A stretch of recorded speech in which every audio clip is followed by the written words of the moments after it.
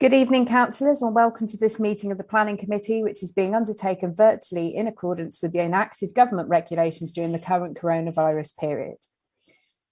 Before we start the meeting, can I remind all members of the following? You should mute and unmute your microphones. Make sure they're muted when you're not speaking. Remain focused on the topic being discussed. Avoid repeating points that have already been made. Avoid interrupting other councillors and respect the position of the chair. At the beginning of each item, I will ask councillors who wish to speak on an item to indicate initially through raising their hand, whether that's a blue one or a normal one. Signals primarily followed by physical hand raise on camera, and I will keep a note of them, as will the Democratic Services team, and I will call councillors in order in which I have had them listed. The method of voting will be a roll call unless I say otherwise. Members, I will remind you of this later in the meeting. Please remember that this meeting is still being broadcast in the normal way via Facebook Live, and that the public can hear what is being said and decided on, and can see councillors as well. Bearing that in mind, please, to prevent any distractions in the background, and as you step away from the screen for any reason, please stop the video feed. With all of those matters in mind, can I call on Howard Bassett to do a roll call of all councillors and officers to ascertain who is in attendance? Thank you, Chair. Could I ask councillors who are in attendance to state that you are present when I call your name, please? Councillor Morse? Present. Thank you. Councillor Williams? Present. Thank you. Councillor Bialik? Present. Thank you. Councillor Branston? Councillor Branston is muted. Present. Thank you. Councillor Fole? Present. Thank you. Councillor Hannaford? Present. Thank you. Councillor Harvey? Present. Thank you. Councillor Mrs. Henson? Present. Thank you. Councillor Michael Mitchell? Present. Thank you. Councillor Sparks? Present. Thank you. Councillor Sutton? Present. Thank you. May I now ask those officers who are present to confirm, please? Chief Executive Kareem Hassan? Present. Thank you. Deputy Chief Executive Bindu Arjun? Present. Thank you. Liverpool Exeter Programme Director and Interim City Development Lead Richard Marsh? Present. Thank you. Principal Project Manager Development Matt Diamond? Present.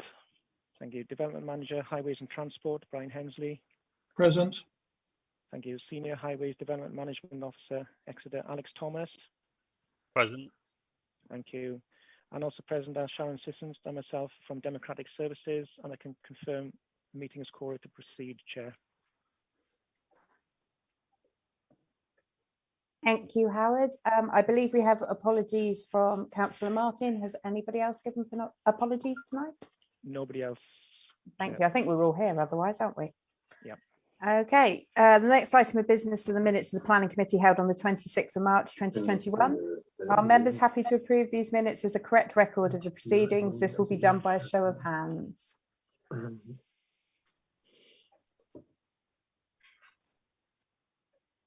Yep, looks like everybody's happy with them. Okay, next item on the agenda is the declarations of interest. If any members have any disclosable pecuniary interests that relate to the businesses on the agenda and have not already been included in the register of interests, you must declare them before any decision takes place on the item. The next item of business is item 4, the Local Government Access to Information Act 1985, exclusion of the press and public. We have no items under that, no part 2 items on the agenda. Okay, that takes us to item 5, which is the Exmouth Junction Gateway site. Could Matthew Diamond please make the presentation? Thank you, Chair. I'm going to share my screen now.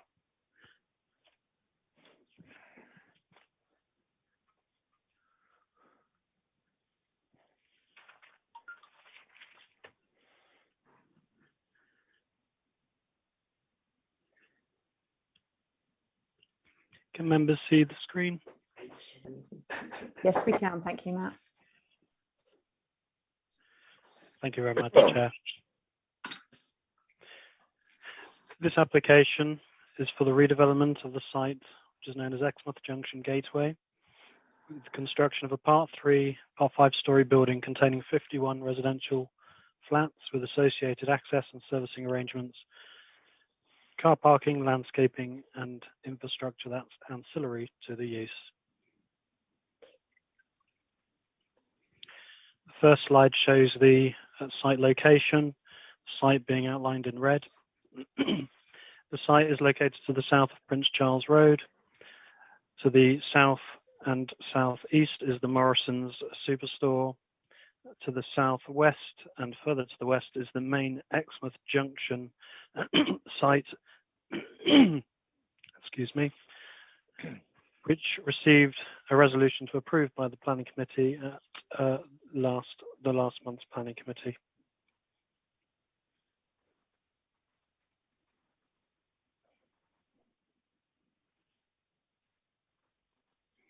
The next slide shows an aerial view of the site. The site comprises vacant land with low-lying vegetation.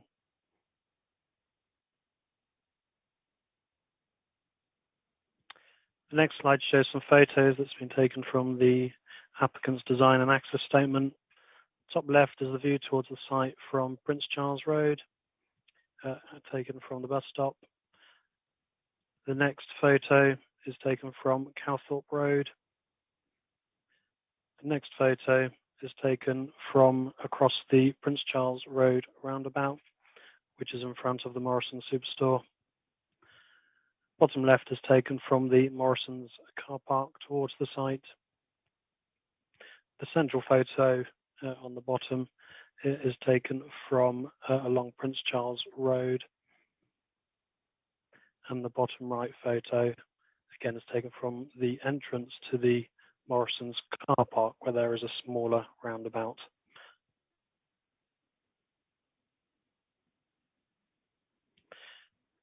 This slide gives an indication of the planning policy status of the site. There are no policy designations affecting the site. It is what we call white land. It is indicated by this arrow here. As mentioned, to the west are the Prince Charles Road allotments, which are protected by policy L10. To the north, Prince Charles Road is a designated cycle route. It's also designated by Devon County Council as part of the E4 strategic cycle route. Approximately 200 meters to the northeast is the Mincing Lake Valley Park here. And to the east, on the other side of Morrison's, is the St. Catherine's Priory Scheduled Monument and the Grade 2 listed building. Approximately 500 meters further to the east, which is just indicated by the green area here, is the Betty's Mead playing fields. And to the southeast, which can be accessed by Prince Charles Road and the footlinks to the south under the railway line, is the Poslow Bridge Local Centre. There is also Poslow Bridge Railway Station. Just continuing the planning policy status theme, this is the plan from Devon County Council showing the strategic cycle routes. The E4 cycle route is the line shown in green, and the site is here.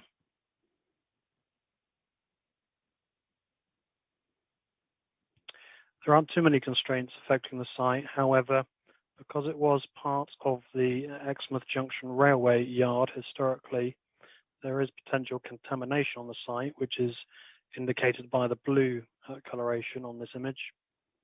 The dashed blue lines indicate surface water flooding. So that's not flooding from rivers. So the site is in flood zone 1, which is appropriate for residential development. However, what it means is that when there are periods of heavy rainfall, the site can be susceptible to some surface water flooding.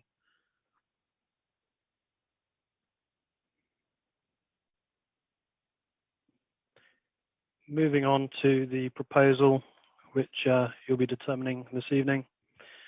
This slide just gives an overview. So it is an apartment block with 51 build-to-rent apartments. So that is residential development specifically designed for rent instead of for sale. It's split up into 26 one-bed flats, 20 2-bed flats and 5 3-bed flats. In accordance with National Planning Practice Guidance, which supersedes our local policy CP7, which deals with affordable housing, 20% of the units will be affordable. And to cover point 2 of a dwelling, a contribution of £27,387.65 will also be secured.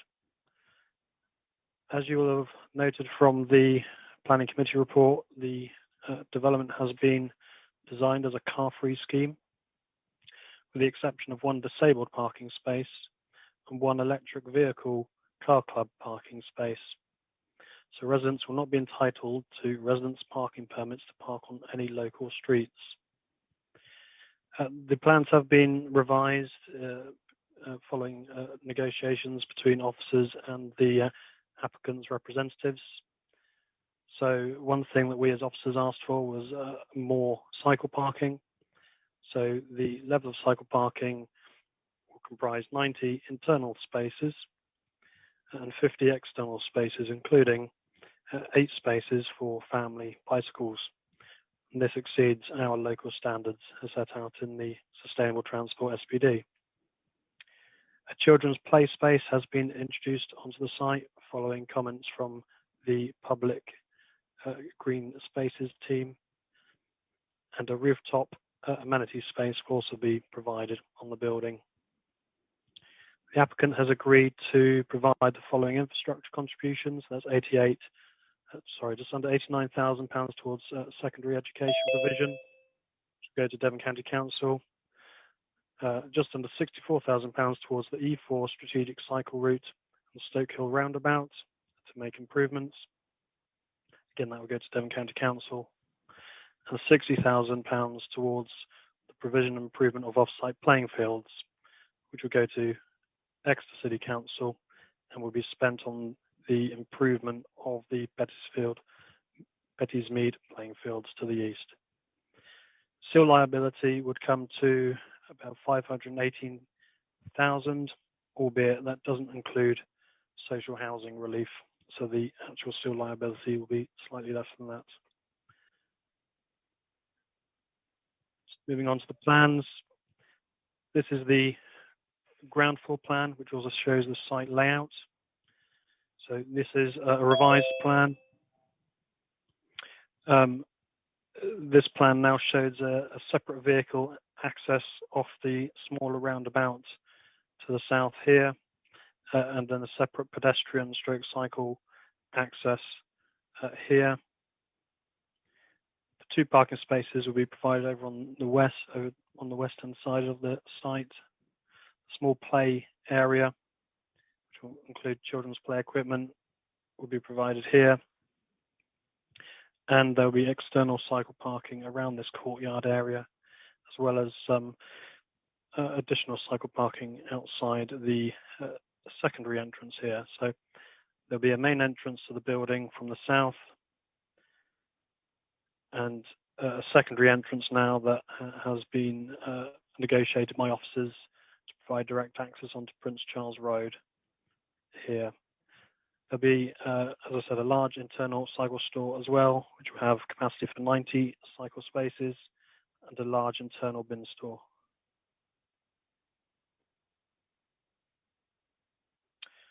This is the first and second floor plan. There's not much to talk about for this plan. It just shows the split of flats comprising the 1-bed, 2-bed, and 3-bed flats in indicated by different colours. And this is the 3rd floor plan. And this is the 4th floor plan, showing the flats in this area and the external rooftop terrace here, which will be available to the residents of the building.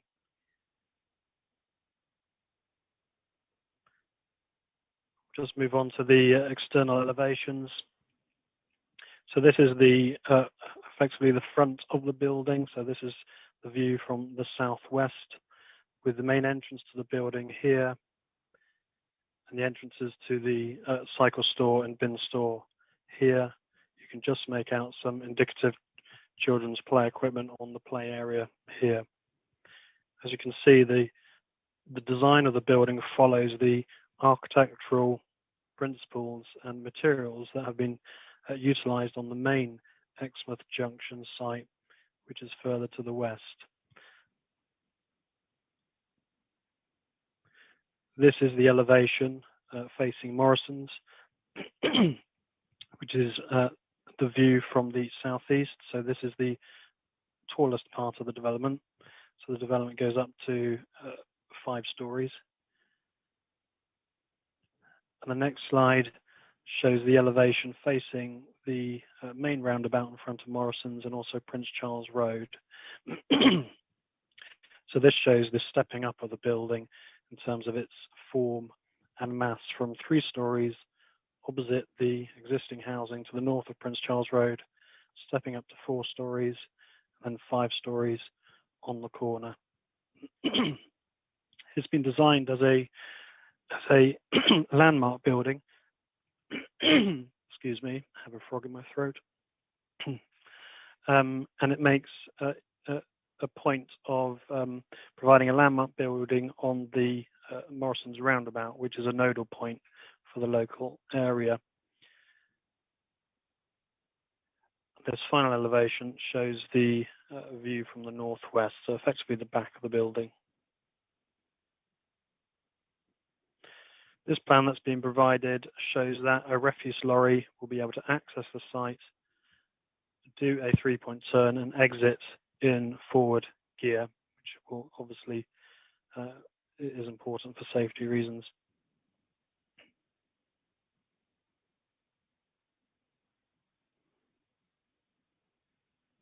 And this is an indicative landscaping plan that has been provided, albeit councillors will note that we have also added a condition for a detailed landscaping scheme.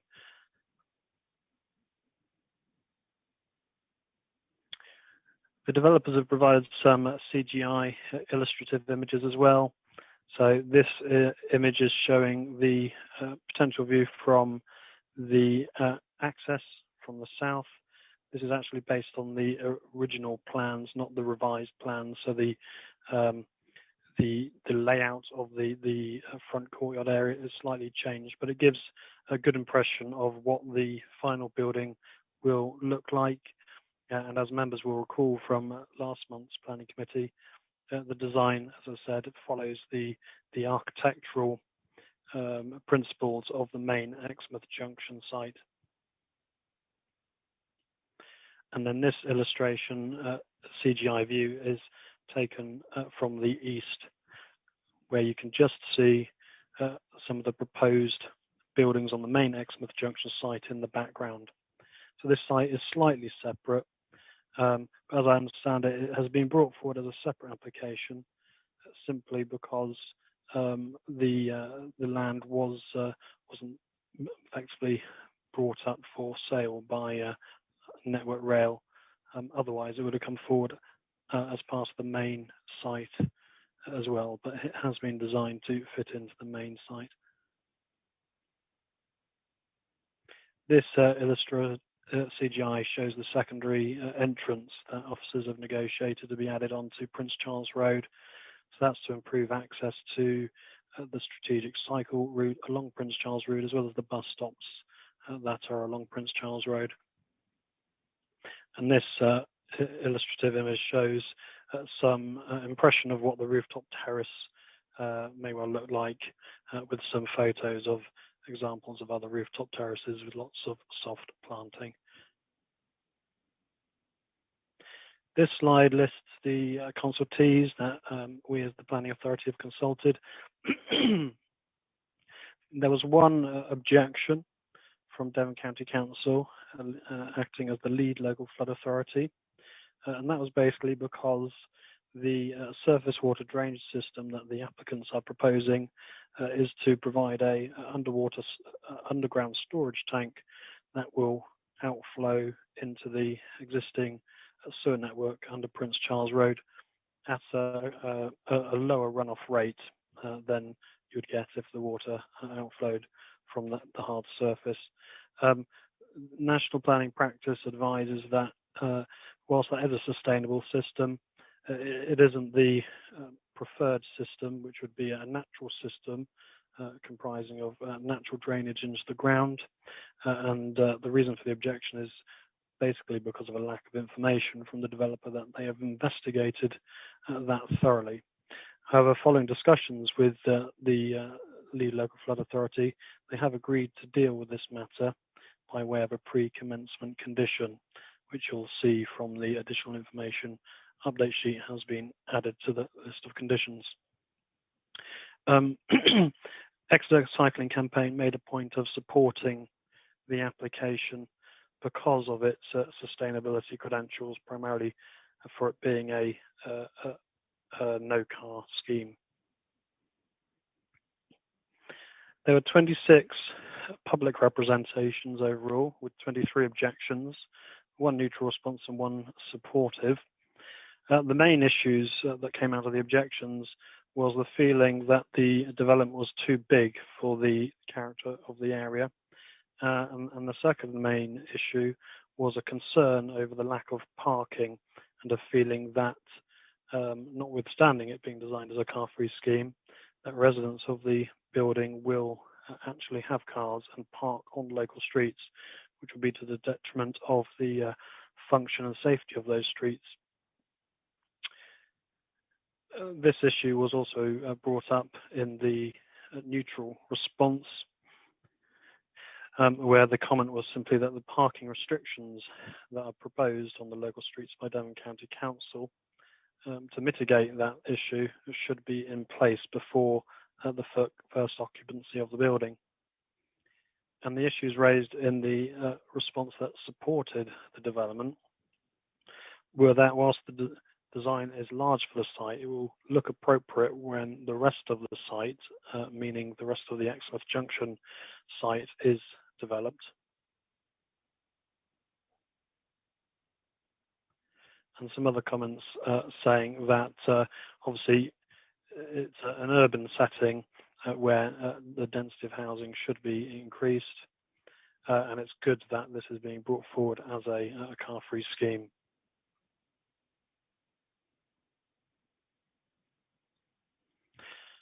So moving on to the officer recommendation, this is the same recommendation that has been added to the additional information update sheet with one addition, which is to add a contribution of £25,000 towards traffic regulation orders, unless this contribution has already been paid for the main Exmouth Junction site.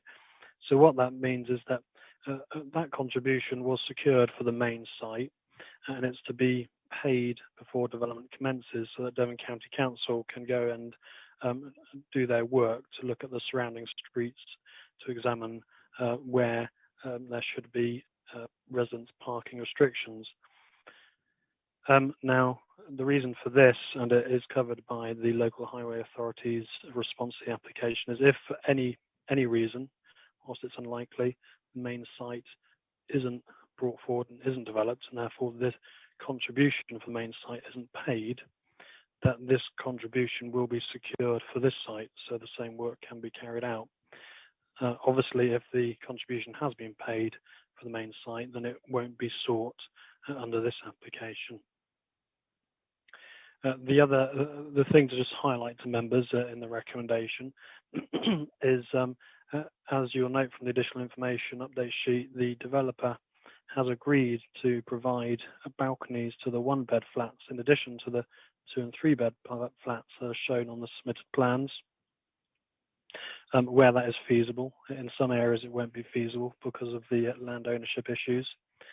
So the recommendation is to delegate to the City Development Manager to grant permission, subject to the submission of revised plans showing balconies added to the 1-bed flats, where it's feasible to do so, and prior consultation with the Chair of Planning Committee on this matter, and the completion of a legal agreement under Section 106 of the Town and Country Planning Act to secure the following contributions, which I have already addressed in the presentation, but I'll just go over them quickly. So that's 20% of the dwellings being affordable, private rented, a 27 or just over £27,000 financial contribution for 0.2 of a dwelling towards off-site affordable housing, just under 89,000 towards secondary education provision, just under 64,000 towards improvements to the E4 strategic cycle route and the Stoke Hill roundabout, £60,000 towards the provision and improvement of off-site playing fields,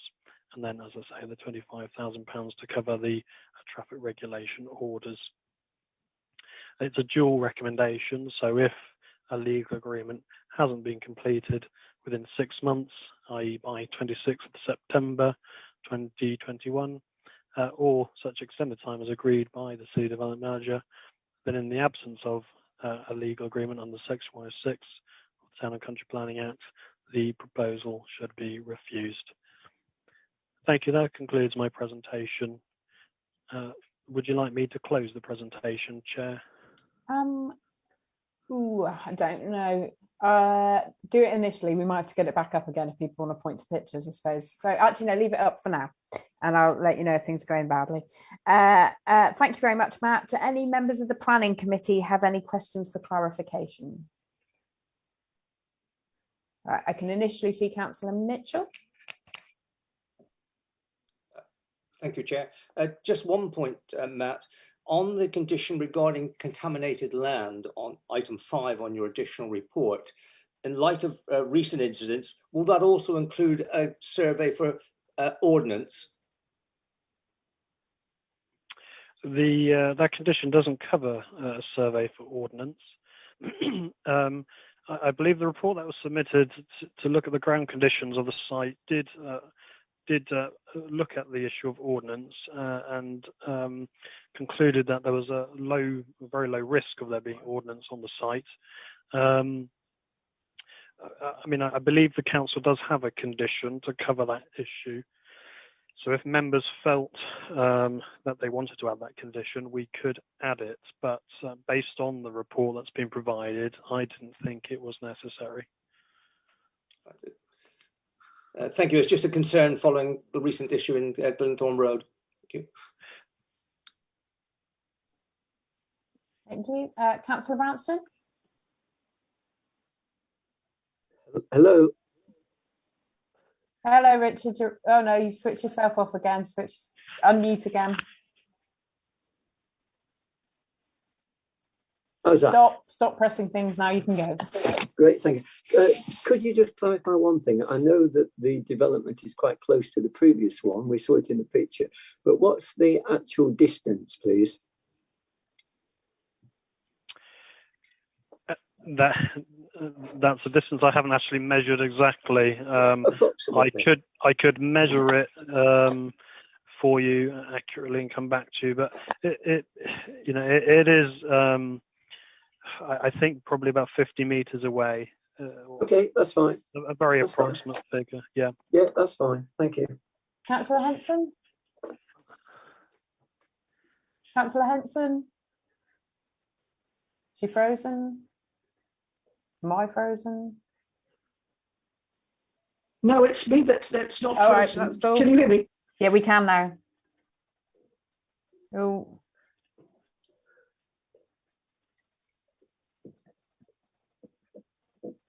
No, we're not getting Councillor Henson. Are we able to get? The contamination is on me. No, we can now. Keep going. No, we can hear you, Yolanda. Saying, what type of contamination does anybody know? I think that was what kind of contamination is there on the site, Matt?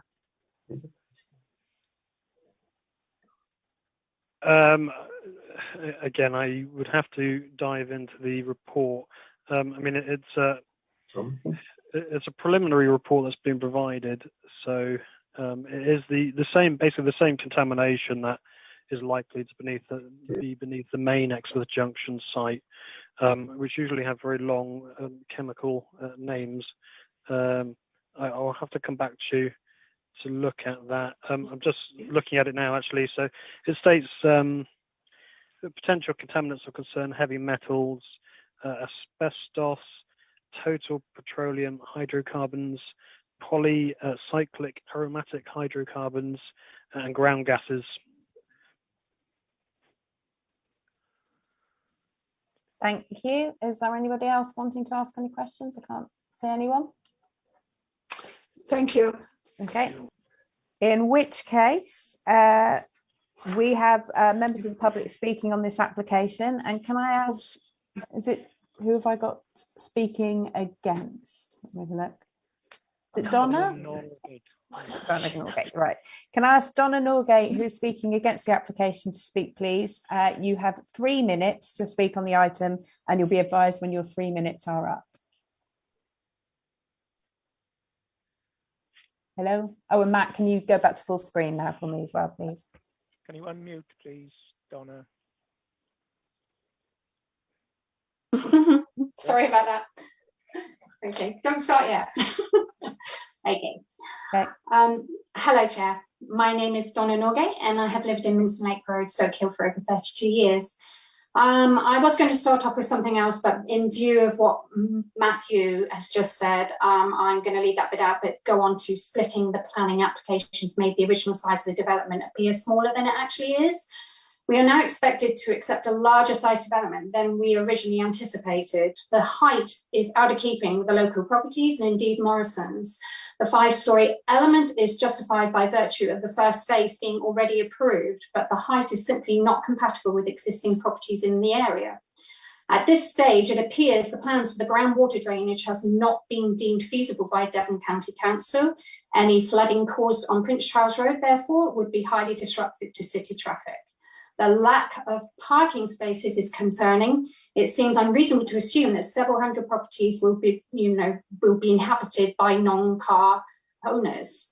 Whilst I can appreciate environmental concerns, the fact that future car ownership will soon move towards electric vehicles means that this development is extremely short-sighted in not having greater provision for electric vehicles. Those who inhabit those properties will be supporting dirty diesel buses much more than clean electric vehicle ownership. Even if every resident unrealistically committed to not having a car, the residents would have visitors and deliveries, and that would involve traffic, hence becoming more congested, and in turn making the road junctions and the access to Morrison's potentially more hazardous than it already is. I'm extremely concerned that we will have residents parking forced upon us as part of the council's scheme to discourage car ownership in the new development. This sort of blue sky thinking around car ownership is unrealistic. Those of us already living in the area will be forced to put up the consequences with the livable Exeter experiment. I believe high density housing developments are detrimental to society, but this vain attempt to use environmental concerns as an excuse to cram many homes into new developments in Exeter. It's both paradoxical and short-sighted. The residents of Exeter have not been allowed any meaningful opportunity to say anything about the livable Exeter plan, and therefore I feel this plan only benefits developers and council tax revenues. Our local councillors have repeatedly ignored the concerns of our residents, of the residents about this development, and the whole process is undemocratic. Therefore, there can be no genuine consultation process if the worries of the local residents are completely ignored. Thank you. Thank you very much. Thank you, Donna. Do any members, well, if you're happy for questions, if anyone's got any? No, that's fine. That's fine. Does anyone have any questions for Donna? Doesn't look like they do. I imagine you had enough to say during your speech. I think so. Yeah. If you want to pop yourself on mute, you're welcome to sit in the background, obviously, of the meeting, but you've had your moment, so now you have to be quiet, unfortunately. Thank you very much. Moving across to Thomas Pearce, who is speaking in support of the application. Can I ask you to speak? You have the same rules, 3 minutes to speak on the item, and you'll be advised when your 3 minutes are up. Hi, Chair. Can I just confirm, can all hear me first? Yes, we can. Yeah, okay, I'll start. Chair and members, good evening. I'm Thomas Pearce, a Director of Darren Associates, the architects for this proposal. It's very hard to believe, but it's been 13 months since I last spoke to you when the committee considered the main Exmouth Junction site and approved it. That was the day I will always remember, as it was the day when the Prime Minister announced the first lockdown. The application before you this evening is really about completing the overall regeneration of this former railway yard and creating a high quality building marking its entrance and exit. As architects, we sought to create a complementary proposal to the main site, repeating the same sustainable design principles we took previously. We have maintained our approach on reducing car dependency and have responded to the City Council's ambition to be net zero carbon by 2030 by making this part of the overall proposal car-free, along with the generous provision for cycling. We live at a time of climate emergency. We must ensure that we constantly look for ways to promote environmental sustainability. Our energy strategy will deliver carbon savings of just over 21%, meeting the policy standards. You may recall that with the main proposal, we were careful to engage with our neighbours, the Allotment Association. We have re-engaged with them on this scheme and demonstrated that minimal impact from overshadowing. We also discussed how some of the flooding events they have experienced will be improved by new drainage measures that we will implement. And just to pick up on what Matt's discussed there, before any development comes forward, a drainage scheme will be approved by the council. So we can assure you that we won't be causing any detriment to the existing conditions. We were careful too in designing a building which would not cause any overshadowing or immediate impacts to our nearest residential properties on the other side of Prince Charles Road. There's between 35 and 40 metre separation distance to ensure that no unacceptable harm occurs. We want the users of our building to enjoy amenity space, and we've included balconies, a roof terrace, and on-site play area. I'm pleased to say that following feedback from your officers, we've now added in further balconies to the one-bedroom apartments.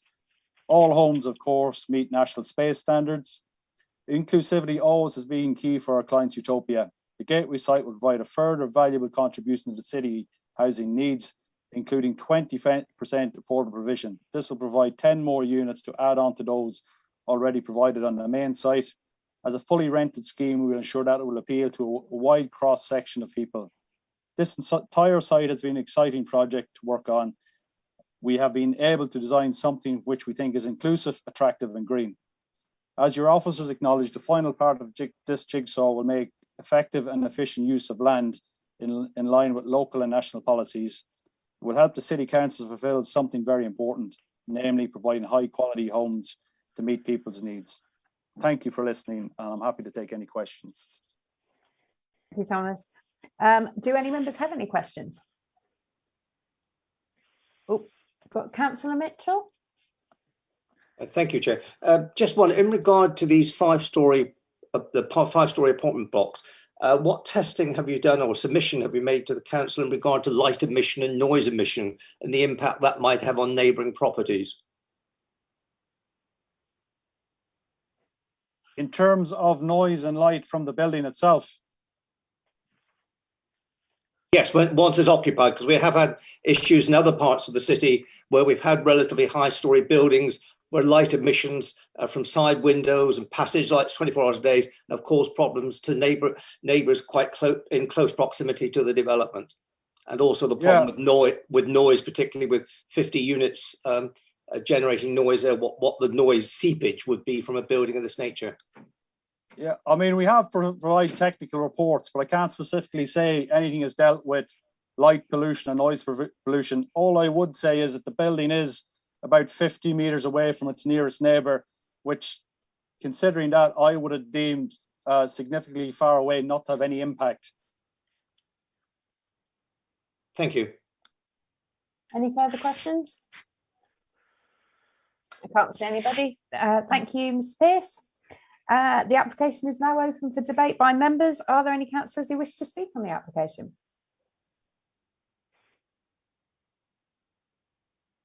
I think Councillor Branston's waving at me. Yep. Okay then, Councillor Branston, can you unmute yourself, please?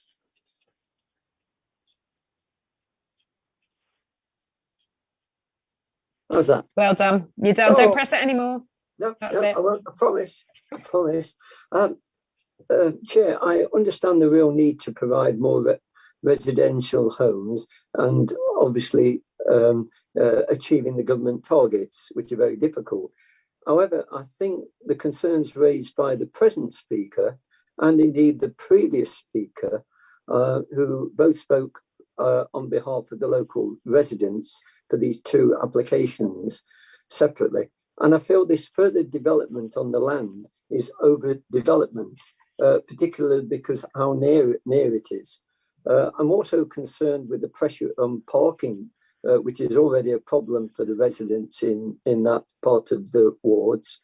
And also I'm concerned with the reference to flooding, though I understand the points that have been made. Also the issue of contaminated land, and I think also the point of the height of the building warrants consideration. So, Chair, I have to say I will be not supporting this application. Thank you, Chair. Thank you, Councillor Branson. Councillor Sutton. Thank you, Chair. I don't like disagreeing with Councillor Branson, but I am going to disagree with him on this occasion. It's really difficult, isn't it? Because everybody says we should stop building in the suburban areas on the fringes of the city. We should use brownfield sites, and then we get an application coming in to develop a brownfield site, and people don't want that either.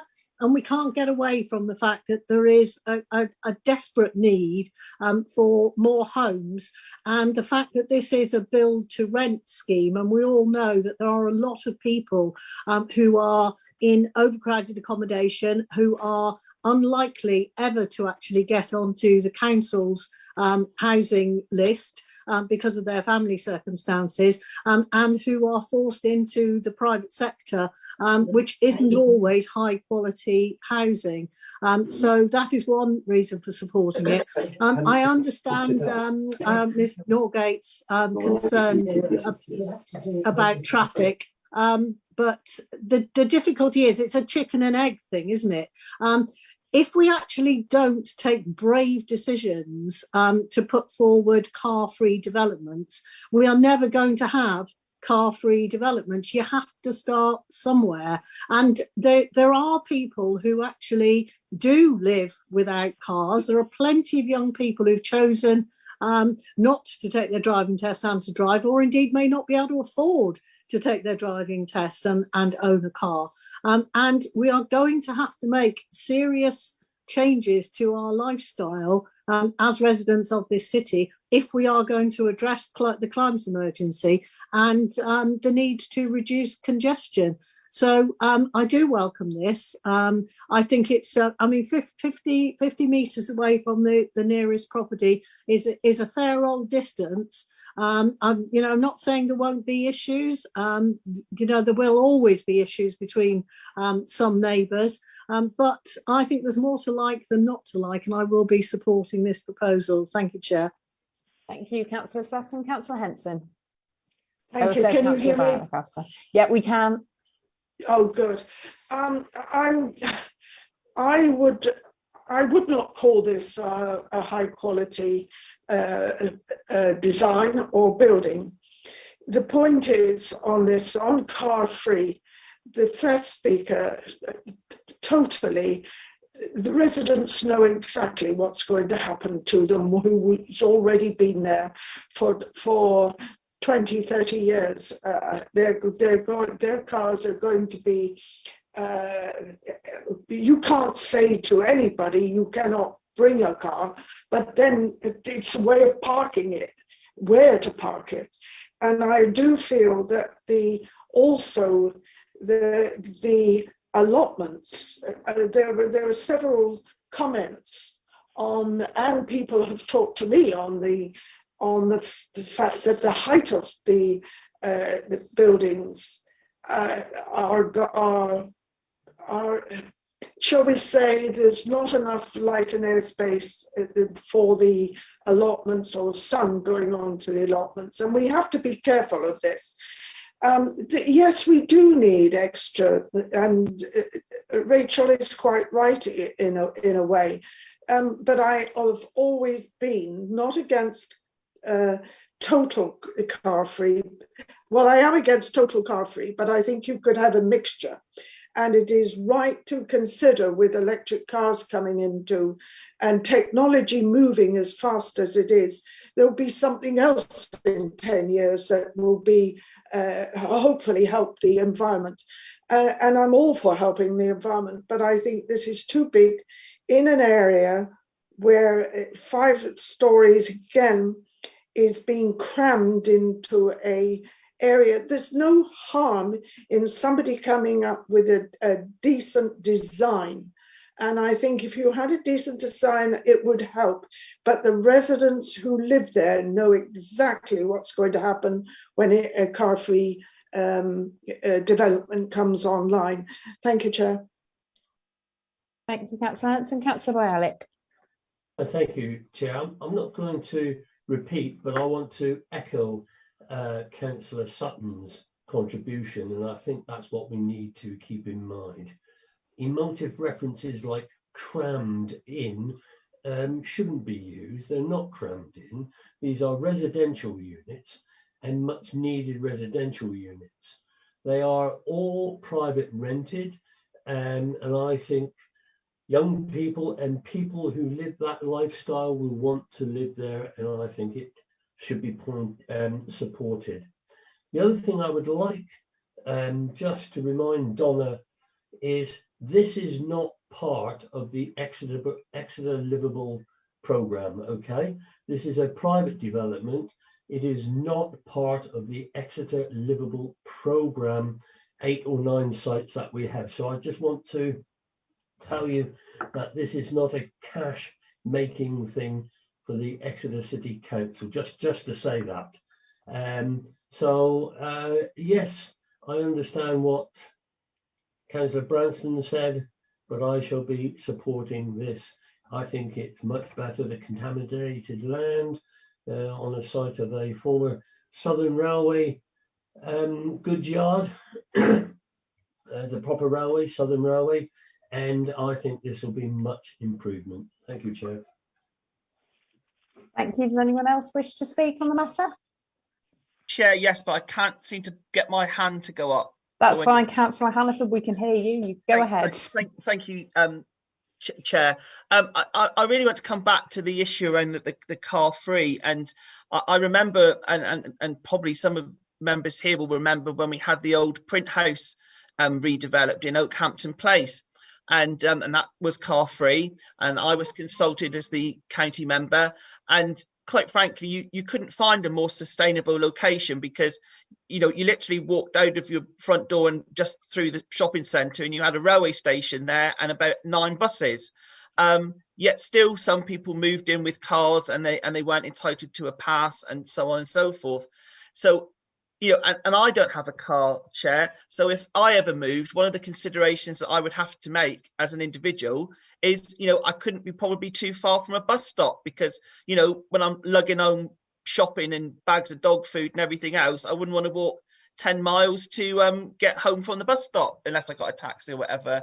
So just as, that those are considerations that I and others would have to take into account, such as this development being car free, as it's marketed, as people go in there, for people that don't have cars and can use public transport. And I do agree, some way with what Councillor Sutton has said is, now that the pandemic is eased for a moment, and now that things are getting back to quote unquote normal, certainly in the area that I represent in St Thomas, all of the traffic is back on the roads. It's all backed up.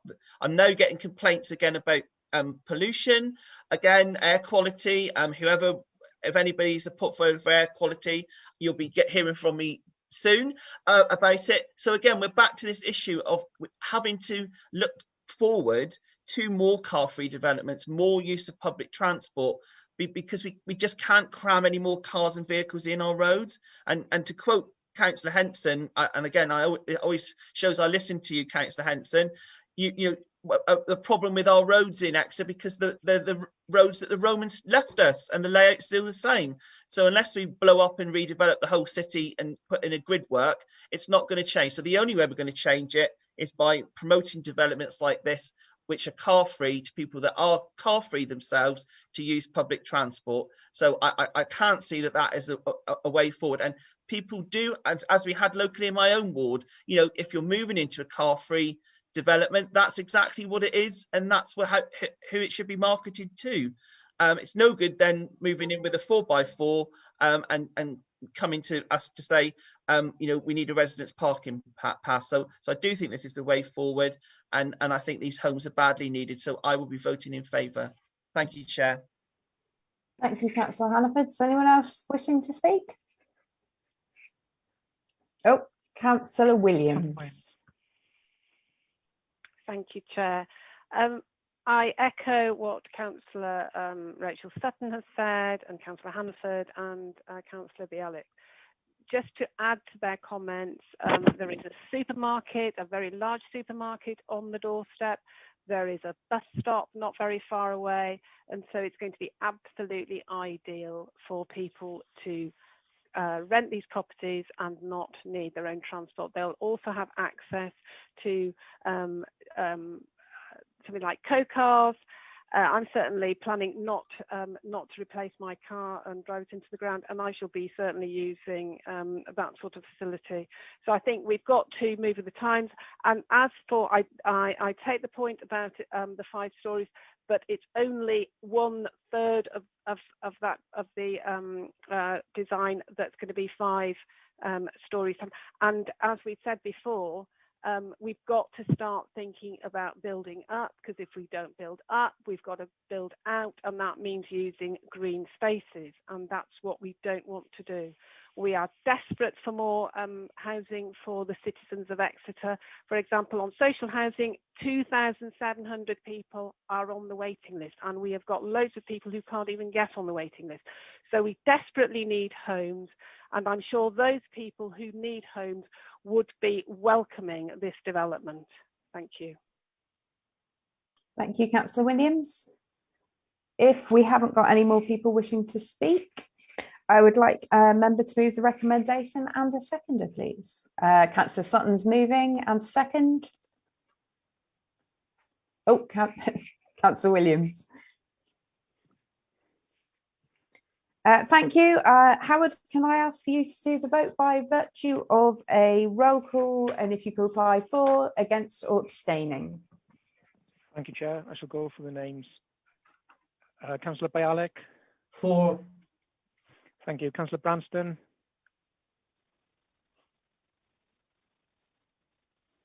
Councillor Branston. Oh, I'll come back to Councillor Branston. Councillor Against. Fole. Against. Thank you, Councillor Branston. Councillor Fole. Councillor Fole. He's coming on. For. Thank you. Councillor Hannaford. For. Thank you. Councillor Harvey. For. Thank you. Councillor Mrs. Henson. Against. Thank you. Councillor Michael Mitchell. Against. Thank you. Councillor Sparks. Against. Thank you. Councillor Sutton. For. Thank you. Councillor Williams. For. Thank you. Councillor Morse. For. Thank you. That is 7 in favour and 4 against, Chair. The recommendations are carried. Thank you, Howard. That takes us to item 6, which is the list of delegated decisions. Matt or Richard, which one of you is going to present them to me, please? I can do that, Chair, if you like. Thank you, Matt. Members are simply asked to note the delegated decisions that have made since last month as listed in agenda item 6. Okay, thank you very much. And that brings us to the final item on the agenda, which is the appeals report, item 7. Matt, could you present those as well, please? Yes, of course, Chair. Again, members are asked to note the appeal decisions that have been made. So there have been 2 appeal decisions as per the summaries in agenda item 7 and 1 new appeal. Thank you very much, Matt. So that brings the meeting to at the end of today's proceedings. It's the end of the municipal year, so some of us may be back next month, some of us may not, but I wish everybody the best of luck. I think all of We us need are standing again, so we should be trying to be back again. So best of luck, and we look forward to seeing you next month. Thank you very much. Thank you, Chair. Thank you, Chair. Thanks, everyone.